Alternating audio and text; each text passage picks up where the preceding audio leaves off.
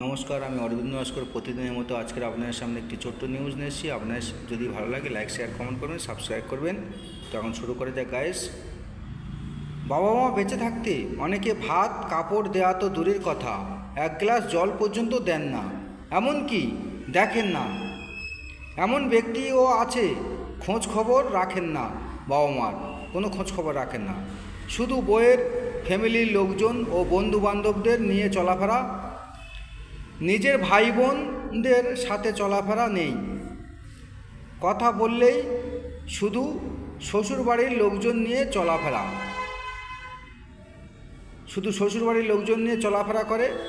বাবা মাকে সারা জীবন দেখে না, দেখা তো দূরের কথা, এক গ্লাস জল দেন না। কিন্তু বাবা মা মারা গেলে ঘটা করে শ্রাদ্ধ শান্তি করে, হাজার হাজার লাখ লাখ কোটি কোটি টাকা শ্রাদ্ধে খরচ করে, আত্মীয় স্বজন বন্ধুবান্ধবদের নিমন্ত্রণ করে। আমার কথা হলো, মরে গেলে শ্রাদ্ধ শান্তি করার দরকার নেই। বাবা মা যে কয়দিন বেঁচে থাকবে, কি খেতে চায় তাই খাইয়ে দাও। বাবা মা যে কদিন বেঁচে থাকবে কি খেতে চায় তাই খাইয়ে দাও। মরে গেলে ঘটা করে শ্রাদ্ধ শান্তি করার দরকার নেই। বেঁচে থাকতে একটু সেবা যত্ন করো, মরে গেলে শ্রাদ্ধ করার দরকার নেই।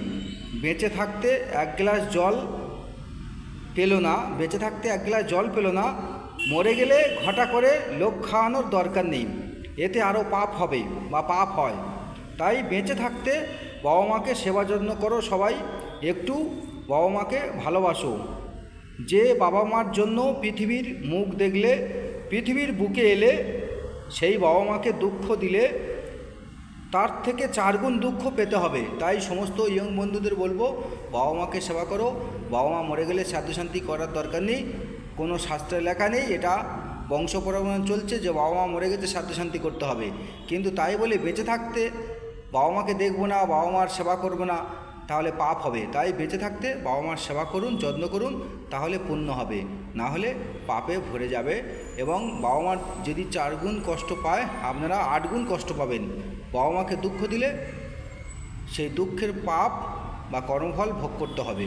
তো এখন আসছি। জয় হিন্দুস্তান, জয় ভারত।